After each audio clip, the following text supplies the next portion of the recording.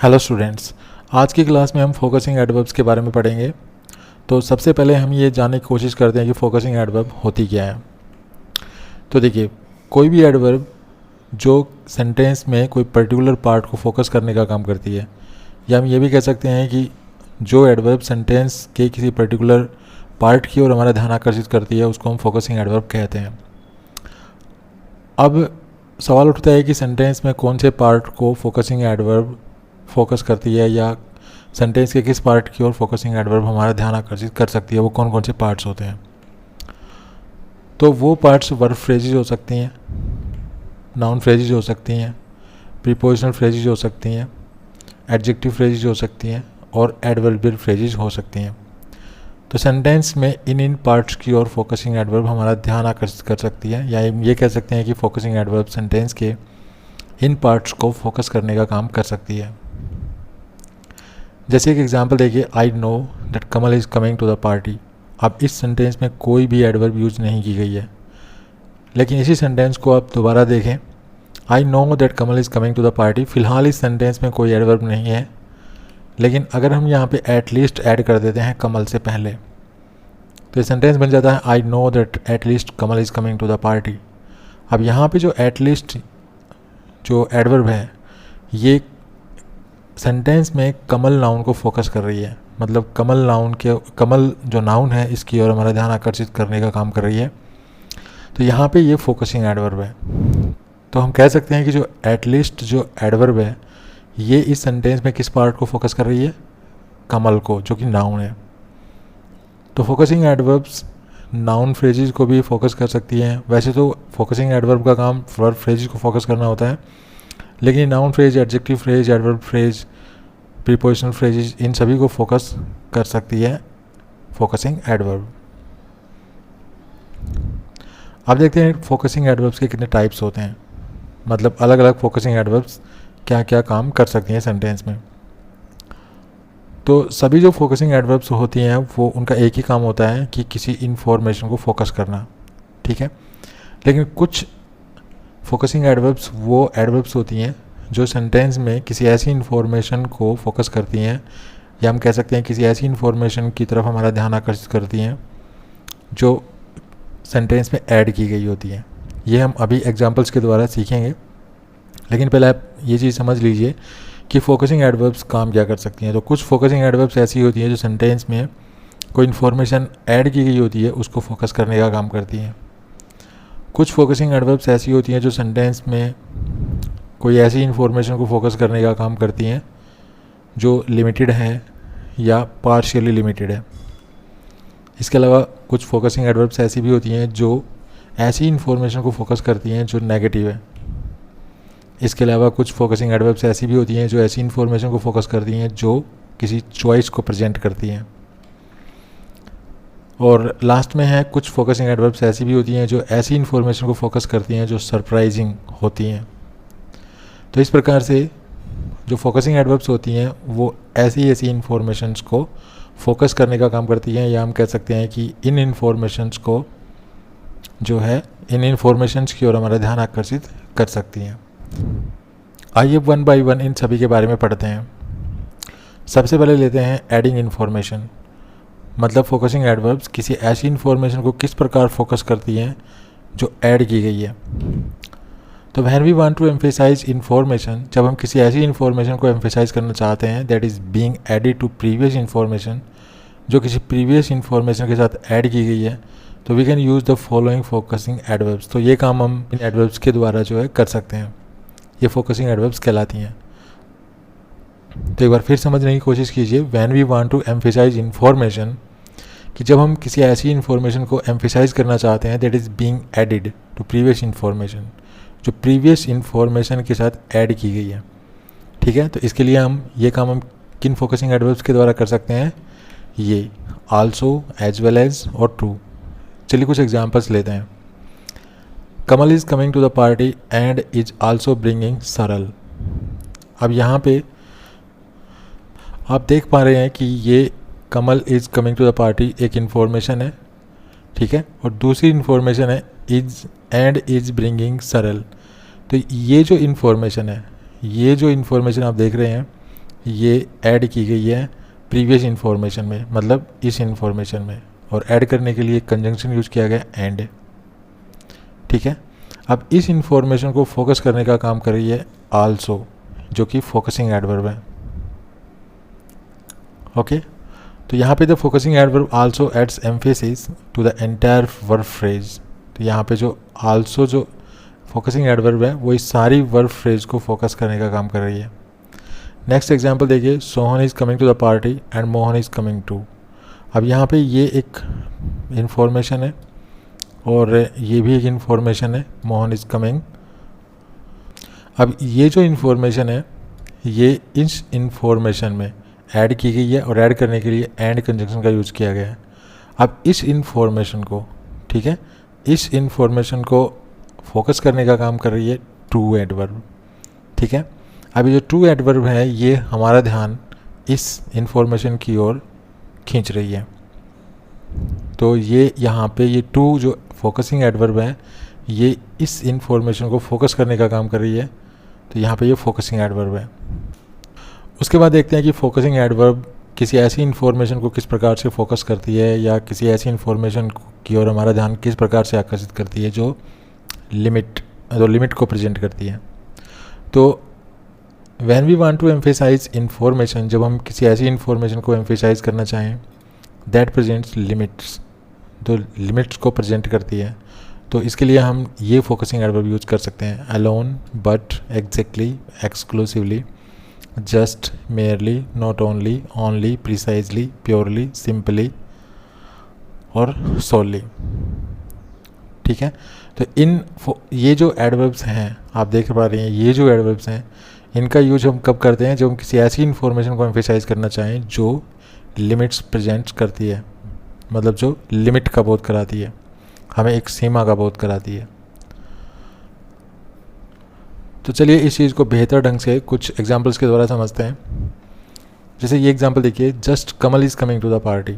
अब यहाँ पे ये फोकसिंग एडवर्ब है और ये सेंटेंस में जो कमल जो नाउन है इसको फोकस करने का काम कर रही है, मतलब ये जो जस्ट फोकसिंग एडवर्ब है ये हमारा ध्यान कमल की ओर अट्रैक्ट कर रही है। तो यहाँ पर इस सेंटेंस को हम इस तरह से समझ सकते हैं कि Kamal is coming to the party, Kamal जो है वो पार्टी आ रहा है, but is not bringing a friend, लेकिन वो किसी फ्रेंड को अपने साथ नहीं ला रहा है, या फ्रेंड के अलावा किसी दूसरे को जो है पार्टी में नहीं ला रहा है। यहाँ पर जो जस्ट फोकसिंग एडवर्ब है ये एक लिमिट को प्रेजेंट कर रही है, एक लिमिट का बोध करा रही है कि केवल कमल ही पार्टी में आ रहा है। ठीक है, नेक्स्ट एग्जांपल देखिए, I am going to study for exactly half an hour then I will go to the party. अब यहाँ पे ये एग्जैक्टली जो फोकसिंग एडवर्ब है ये हमारा ध्यान इस फ्रेज की ओर अट्रैक्ट कर रही है, मतलब ये जो है इस फ्रेज को फोकस कर रही है। अब यहाँ हम इस चीज़ को हम इस सेंटेंस में इस फोकसिंग एडवर्ब का जो यूज हुआ है इसको किस तरह समझ सकते हैं कि जैसे कि मैंने अभी बताया कि ये जो एग्जैक्टली फोकसिंग एडवर्ब है ये इस फ्रेज को फोकस कर रही है, तो इसको हम इस तरह से समझ सकते हैं कि I will study for no more than half an hour, कि भाई मैं जो है आधे घंटे से ज़्यादा नहीं पढ़ूंगा, स्टडी नहीं करूंगा। ठीक है, मैं सिर्फ एग्जैक्टली हाफ एन आवर, तो यहाँ पर ये लिमिट का बोध करा रही है। लिमिट कितनी है, हाफ एन आवर। जिस प्रकार यहाँ पे लिमिट थी सिर्फ कमल आ रहा है, उसी प्रकार से यहाँ पे लिमिट का बोध हो रहा है कि केवल मैं हाफ एन आवर तक पढ़ूंगा, उससे ज़्यादा मैं नहीं पढ़ूंगा। यहाँ पे देखिए, I am bringing only Kamal to the party.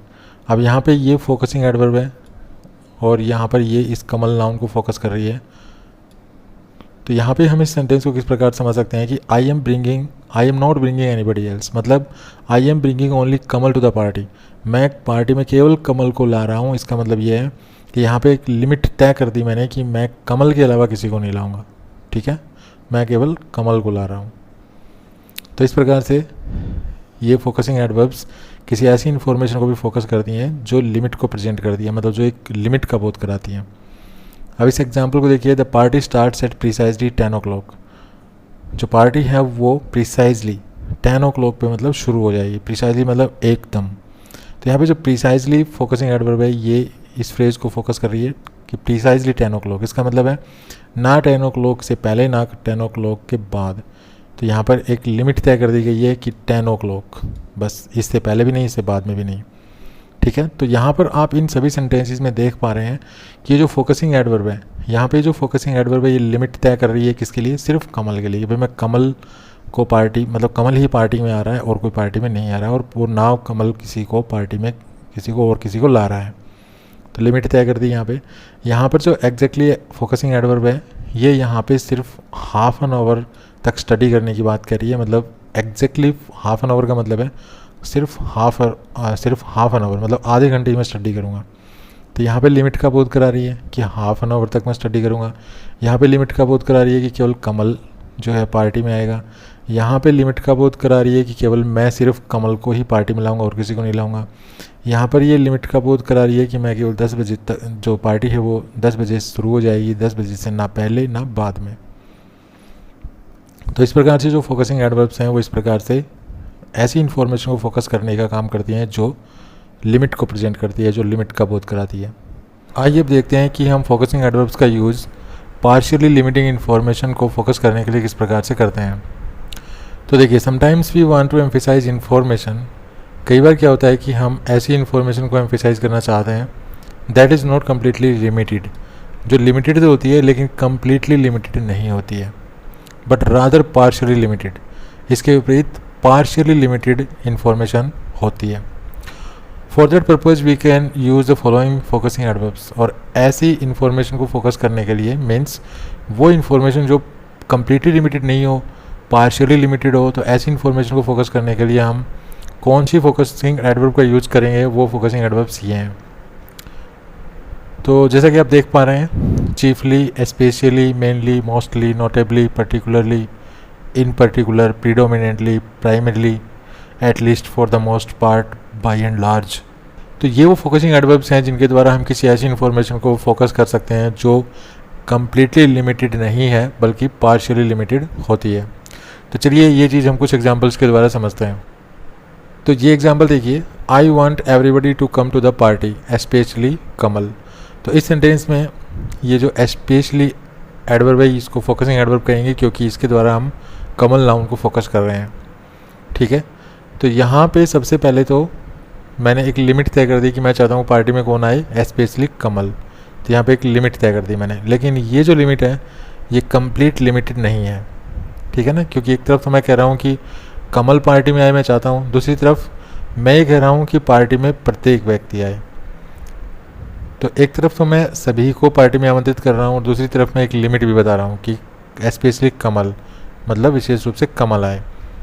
ठीक है, तो यहाँ पर एक तरफ तो मैं एक लिमिट तय कर रहा हूँ और दूसरी तरफ मैं जो है दूसरी तरफ ये कह रहा हूँ कि पार्टी में प्रत्येक व्यक्ति आए।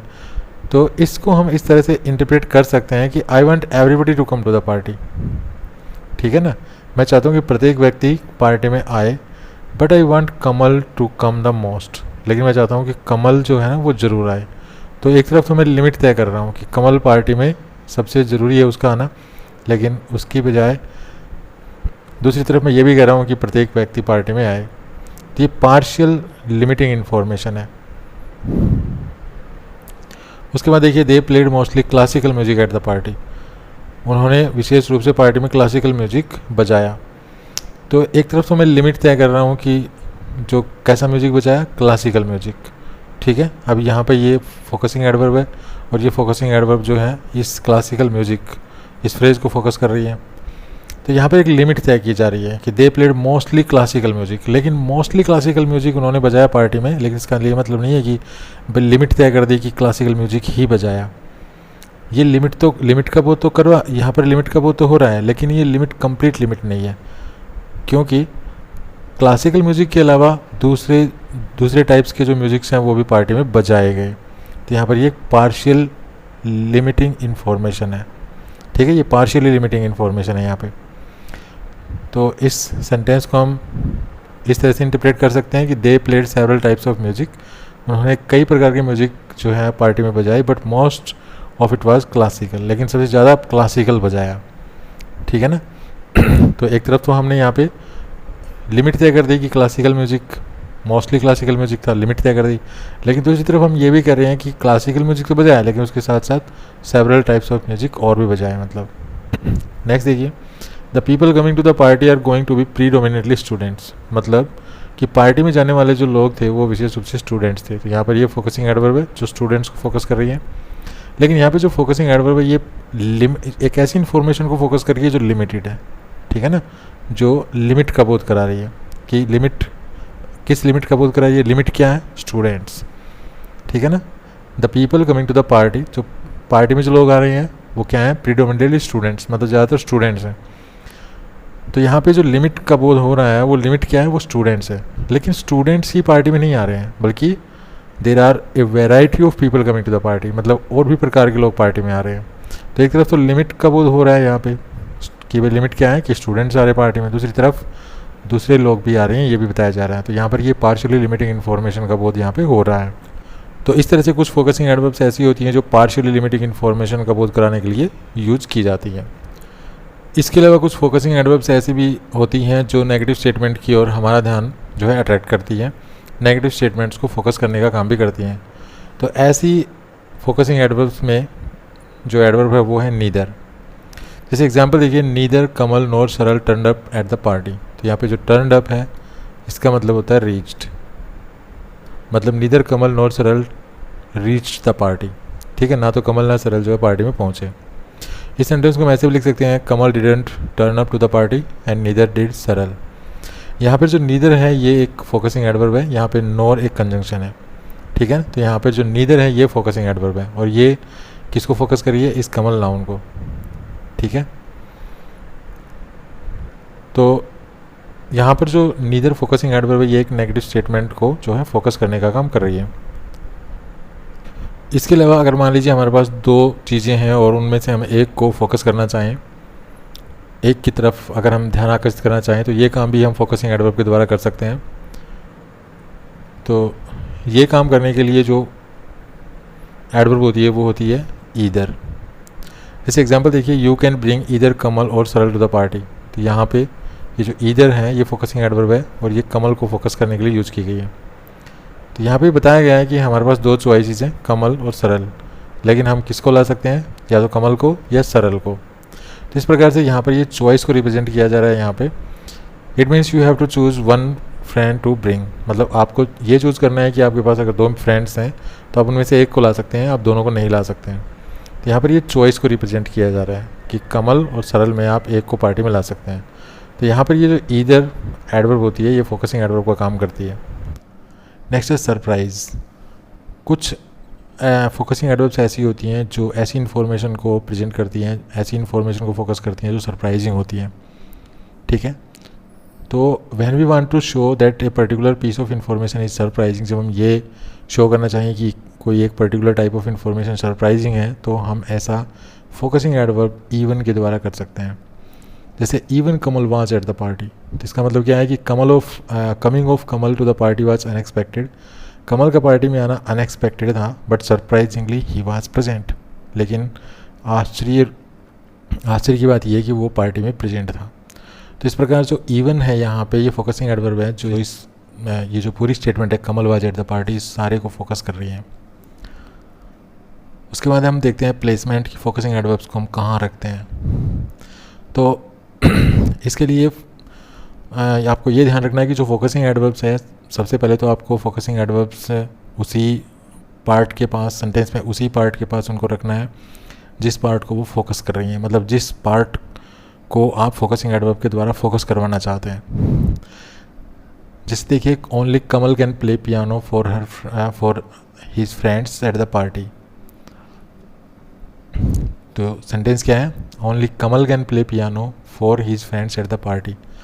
तो इसका मतलब ये है कि nobody else can play piano for his friends, मतलब सिर्फ कमल अपने फ्रेंड्स के लिए पियानो, केवल कमल अपने फ्रेंड्स के लिए पार्टी में पियानो बजा सकता है। ओनली कमल, मतलब कमल के अलावा और कोई नहीं, क्योंकि यहाँ पे जो फोकसिंग एडवर्ब है वो कमल से पहले रखी गई है। नेक्स्ट देखिए, अगर हम इसी सेंटेंस को ऐसे लिखे, Kamal can only play piano for his friends at the party. तो यहाँ पे जो ओनली है ये देखिए इस प्ले वर्ब से पहले है। तो इसका मतलब क्या हुआ कि कमल कैन ओनली प्ले पियानो, कि कमल केवल पियानो बजा सकता है अपने मित्रों के लिए पार्टी में, ठीक है। इसका मतलब है कमल पार्टी में और कुछ नहीं कर सकता, सिर्फ वो पियानो बजा सकता है। नेक्स्ट है, इसी सेंटेंस को हम देखिए अब ऐसे लिखते हैं, Kamal can play only piano for his friends at the party. ये कमल बजा सकता है केवल पियानो, ठीक है ना। अब ओनली पियानो से पहले है तो केवल पियानो बजा सकता है पार्टी में अपने फ्रेंड्स के लिए, इट मीन्स वो और कोई इंस्ट्रूमेंट्स नहीं बजा सकता है। नेक्स्ट है, Kamal can play piano for only his friends at the party. तब यहाँ पे जो ओनली है ये हीज फ्रेंड्स के साथ रख दिया गया है, तो फोकसिंग एडवर्ब अब इस हीज फ्रेंड को फोकस कर रही है। इसका मतलब क्या हुआ कि कमल पियानो बजा सकता है केवल अपने फ्रेंड्स के लिए पार्टी में, मतलब और किसी के लिए नहीं बजा सकता, केवल अपने फ्रेंड्स के लिए बजा सकता है। नेक्स्ट सेंटेंस देखिए, Kamal can play piano for his friends only at the party. कि कमल जो है वो अपने फ्रेंड्स के लिए पियानो बजा सकता है केवल पार्टी में और कहीं नहीं बजा सकता। तो यहाँ पे जो ओनली है ये एट द पार्टी को फोकस कर रहा है। तो फोकसिंग एडवर्ब्स को कुल मिला के आपको सेंटेंस में उसी पार्ट के पास रखना है जिस पार्ट को आप फोकस करवाना चाहते हैं। जैसे यहाँ पे यहाँ फर्स्ट सेंटेंस में देखिए ओनली के द्वारा किसको फोकस किया गया है, कमल को, कि केवल कमल अपने फ्रेंड्स के लिए पार्टी में पियानो बजा सकता है और कोई नहीं बजा सकता। अब यहाँ पे जो ओनली है फोकसिंग एडवर्ब्स इस सेंटेंस में वो प्ले से पहले रख दी गई है, मतलब यहाँ पे जो ओनली फोकसिंग एडवर्ब है ये प्ले को फोकस कर रही है। तो इसका मतलब क्या है कि कमल कैन ओनली प्ले पियानो, मतलब केवल पियानो बजा सकता है और कुछ नहीं कर सकता है। यहाँ पे देखिए Kamal can play only piano, अब यहाँ पे जो ओनली है ये इस पियानो को फोकस कर रहा है इस सेंटेंस में, ये केवल पियानो बजा सकता है और कोई इंस्ट्रूमेंट नहीं बजा सकता। यहाँ पे देखिए Kamal can play piano for only his friends, तब यहाँ पे जो ओनली है ये हीज फ्रेंड्स से पहले रख दिया गया है, मतलब यहाँ पे हम ओनली के द्वारा हीज फ्रेंड्स को फोकस कर रहे हैं। यहाँ पे ओनली के द्वारा पियानो को फोकस किया जा रहा था, यहाँ पर ओनली के द्वारा प्ले एक्शन को फोकस किया जा रहा था, यहाँ पर ओनली के द्वारा कमल को फोकस किया जा रहा था, ठीक है। तो यहाँ पे Kamal can play piano for only his friends, मतलब केवल अपने मित्रों के लिए पियानो बजा सकता है और किसी के लिए नहीं बजा सकता। इस सेंटेंस में ओनली को एट द पार्टी फ्रेज से पहले रखा गया है, मतलब ओनली के द्वारा हम एट द पार्टी को फोकस कर रहे हैं। तो यहाँ पे इसका मीनिंग क्या हुआ कि कमल अपने फ्रेंड्स के लिए पियानो बजा सकता है केवल पार्टी में और कहीं जो है पियानो नहीं बजा सकता। तो कुल मिलाकर आपको ये ध्यान रखना है कि फोकसिंग एडवर्ब्स के द्वारा आप सेंटेंस के जिस पार्ट को फोकस करवाना चाहते हैं उसी पार्ट से पहले जो है फोकसिंग एडवर्ब यूज की जाती है नॉर्मली। लेकिन फिर भी जब हम वर्ब के साथ जो है फोकसिंग एडवर्ब्स को रखते हैं तो कैसे उसको यूज़ करते हैं, चलिए अब ये देखते हैं। When the focusing adverb modifies a verb और verb phrase it is placed before the main verb. तो आप वर्ब फ्रेज को हम बाद में देखेंगे, सबसे पहले वर्ब को देखते हैं कि जब भी फोकसिंग एडवर्ब वर्ब को मॉडिफाई करती है तो इसको हमेशा मेन वर्ब से पहले रखा जाता है। जैसे एग्जाम्पल देखिए, we did not go to the party, we just stayed at home, we only went for an hour, we even danced. यहाँ पे ये जो फोकसिंग एडवर्ब है जस्ट, ओनली, इवन, ये सारी जो भी फोकसिंग एडवर्ब है ये इनके बाद आने वाली वर्ब को फोकस कर रही है, ठीक है। तो जब भी फोकसिंग एडवर्ब किसी सेंटेंस में वर्ब को फोकस करते हैं, मतलब वर्ब को मॉडिफाई करती हैं, तो उनको हमेशा मेन वर्ब से पहले रखा जाता है। उसके बाद है जब फोकसिंग एडवर्ब्स जो है वर्ब बी को फोकस करती हैं, मतलब वर्ब बी की फॉर्म कौन कौन सी होती हैं, इज, एम, आर, वॉज और वर। तो फोकसिंग एडवर्ब्स को जब हम बी की किसी फॉर्म के साथ यूज़ करते हैं तो फोकसिंग एडवर्ब को इनके बाद यूज़ करते हैं। जैसे इट इज़ जस्ट टॉम, तो यहाँ पे देखिए बी की फॉर्म है, इसके बाद फोकसिंग एडवर्ब यूज़ की गई है। यहाँ पे it was mostly Jain who danced eight the party, तो यहाँ पे देखिए वाज बी की फॉर्म है, इसके बाद फोकसिंग एडवर्ब यूज़ की गई है। उसके बाद I am specially sorry that I missed it, यहाँ पे बी की फॉर्म है, इसके बाद फोकसिंग एडवर्ब यूज़ की गई है। तो जब भी हम फोकसिंग एडवर्ब को वर्ब बी की किसी फॉर्म के बाद वर्ब बी की किसी फॉर्म के साथ यूज़ करते हैं तो वर्ब बी की उस फॉर्म के बाद उसको यूज़ करते हैं। और ऐसे में जो फोकसिंग एडवर्ब है वो किसको फोकस करती है, वो फोकस करती है अपने बाद आने वाले नाउन या किसी भी वर्ड, जो भी वर्ड होता है उसको फोकस करती है, उसके बारे में हमें बताती है। जैसे यहाँ पे जो फोकसिंग एडवर्ब जस्ट है वो किसको फोकस कर रही है, किसकी ओर हमारा ध्यान आकर्षित कर रही है, टॉम की ओर। यहाँ पे जो फोकसिंग एडवर्ब वो किसकी ओर ध्यान आकर्षित कर रही है, जैन की ओर। यहाँ पे फोकसिंग एडवर्ब किसकी ओर ध्यान आकर्षित कर रही है, सॉरी की ओर, ठीक है, ये एडजेक्टिव है। तो इस प्रकार से जब भी हम फोकसिंग एडवर्ब को वर्ब बी की किसी फॉर्म के साथ यूज़ करते हैं तो वर्ब बी की उस फॉर्म के बाद उसको यूज़ करते हैं। उसके बाद है when A focusing adverb modifies a verb phrase, जब भी फोकसिंग एडवर्ब किसी वर्ब फ्रेज को मॉडिफाई करती है, that includes N auxiliary verb and A main verb, और इस वर्ब फ्रेज में एक ऑक्सिलरी वर्ब होती है, दूसरी मेन वर्ब होती है। तो ऐसे में जो फोकसिंग एडवर्ब है वो इन दोनों के बीच में रखी जाती है। जैसे Kamal can play only piano for his friends at the party. यहाँ पे देखिए ये एक वर्ब फ्रेज है, कैन और प्ले, तो ये हेल्पिंग वर्ब है, ये मेन वर्ब है, तो फोकसिंग एडवर्ब इन दोनों के बीच में है। नेक्स्ट देखिए Kamal didn't even go to the party, तो यहाँ पे ये मेन वर्ब है, यहाँ पे ये हेल्पिंग वर्ब है, तो इन दोनों के बीच में है फोकसिंग एडवर्ब इवन। नेक्स्ट देखिए they had particularly wanted A DJ instead of A band, यहाँ पे हैड हेल्पिंग वर्ब है, यहाँ पे वांटेड मेन वर्ब है, इन दोनों के बीच में देखिए फोकसिंग एडवर्ब यूज़ की गई है पर्टिकुलरली। तो इस प्रकार जब भी फोकसिंग एडवर्ब को किसी वर्ब फ्रेज के साथ यूज़ करना चाहते हैं और उस वर्ब फ्रेज में एक हेल्पिंग वर्ब हो, एक मेन वर्ब हो, तो जो फोकसिंग एडवर्ब है वो इन दोनों के बीच में यूज़ की जाती है यहाँ पे, ठीक है। तो ये चीज़ आपको ध्यान रखनी है। उसके बाद पढ़ते हैं ट्रू और एज वेल के बारे में।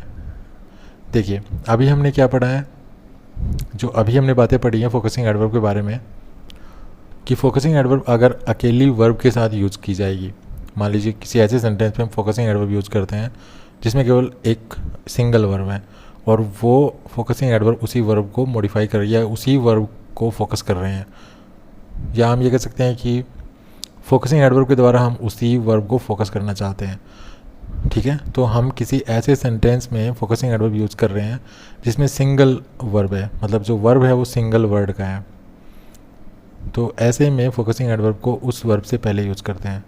दूसरा, अगर किसी ऐसे सेंटेंस में फोकसिंग एडवर्ब यूज़ कर रहे हैं जिसमें बी की कोई फॉर्म है, जैसे कीजिए हमार वाजवर, तो फोकसिंग एडवर्ब को इस बी की फॉर्म के बाद यूज़ करते हैं। इसके बाद हमने ये पढ़ा है अभी कि जब भी हम किसी ऐसे सेंटेंस में फोकसिंग एडवर्ब यूज़ करते हैं जिसमें वर्ब फ्रेज है, वर्ब फ्रेज का मतलब जिसमें एक हेल्पिंग वर्ब है, मेन वर्ब है, तो फोकसिंग एडवर्ब को हम बीच में यूज़ करते हैं दोनों के।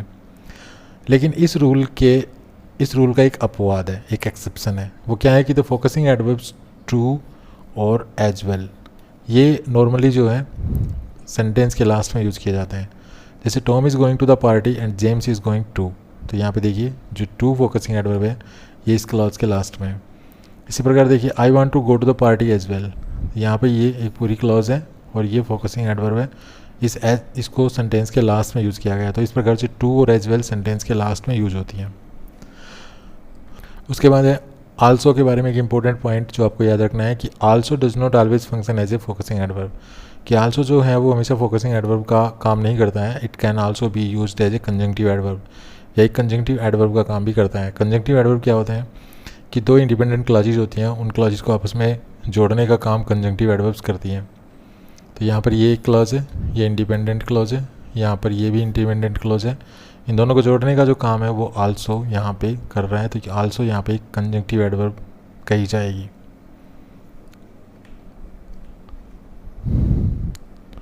उसके बाद बात करते हैं जस्ट के बारे में।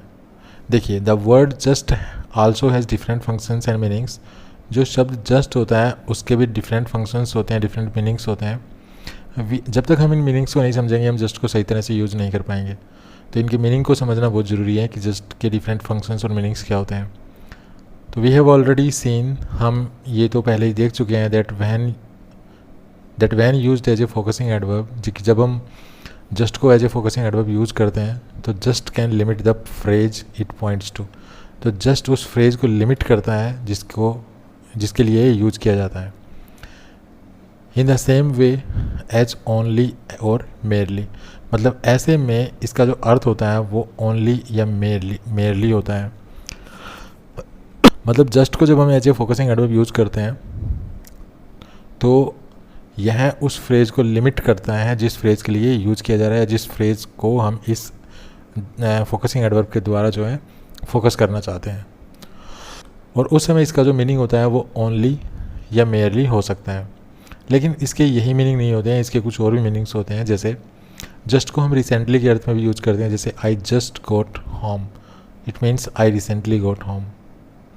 नेक्स्ट है जस्ट को हम रियली के सेंस में यूज़ कर सकते हैं, जैसे I just love it here, जैसे I really love it here. Next है जस्ट को हम बेयरली के सेंस में भी यूज़ करते हैं, जैसे we just made it on time, मतलब we barely made it on time. उसके बाद जस्ट को हम एग्जैक्टली के सेंस में भी यूज़ करते हैं, जैसे it is just 10 o'clock right now, मतलब it is exactly 10 o'clock right now. तो इस प्रकार से जस्ट के डिफरेंट मीनिंग्स होते हैं, डिफरेंट फंक्शंस होते हैं कि जब इसको एज ए फोकसिंग एडवर्ब की तरह हम यूज़ करेंगे तो इसका जो मीनिंग होता है वो ओनली या मेयरली होता है, लेकिन इसके अलावा भी इसके मीनिंग होते हैं जो कि ये हैं। ओके, तो इस पॉइंट को भी आपको याद रखना है। Thanks for watching this video, happy learning, bye bye.